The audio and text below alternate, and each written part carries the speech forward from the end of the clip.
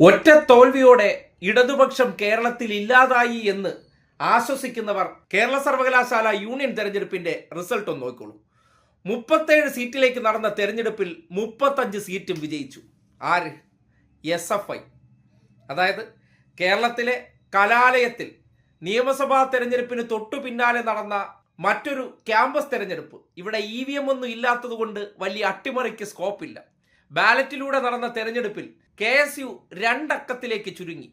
പിന്നെ UDF-നെ പിടിച്ചു നിർത്തിയിരിക്കുന്ന കേരളത്തിലെ സർവ്വ വിഷപ്പാമ്പുകൾക്കും വട്ടപൂജ്യം.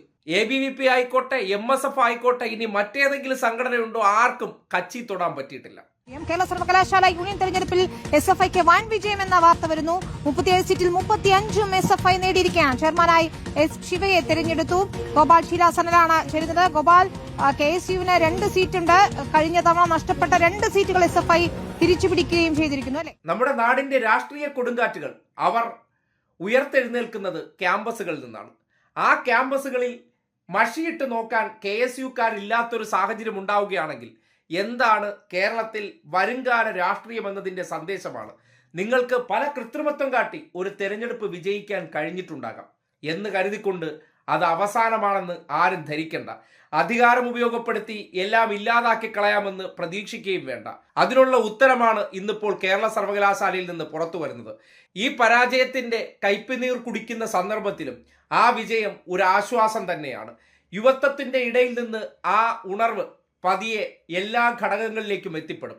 സർവകലാശാലകളിൽ SFIയുടെ ആധിപത്യം കഴിഞ്ഞ വർഷം ഉണ്ടായപ്പോൾ തന്നെ അതിനെ ഇല്ലാതാക്കാൻ പരമാവധി ശ്രമിച്ചു. ഇനിയിപ്പോൾ UDF സർക്കാർ അധികാരത്തിൽ ഇരിക്കുന്നതുകൊണ്ട് തന്നെ ഗവർണറെ കൂടി ഉപയോഗപ്പെടുത്തിക്കൊണ്ട് കഴിഞ്ഞ ദിവസങ്ങളിൽ മലയാളം സർവകലാശാലയിൽ ഉൾപ്പെടെ രാഷ്ട്രീയം നിരോധിക്കാനുള്ള തീരുമാനം കൈക്കൊണ്ടുകൊണ്ട് ആ മേഖല കൈയടക്കാമെന്നുള്ള പ്രതീക്ഷയൊന്നും ആർക്കും വേണ്ട.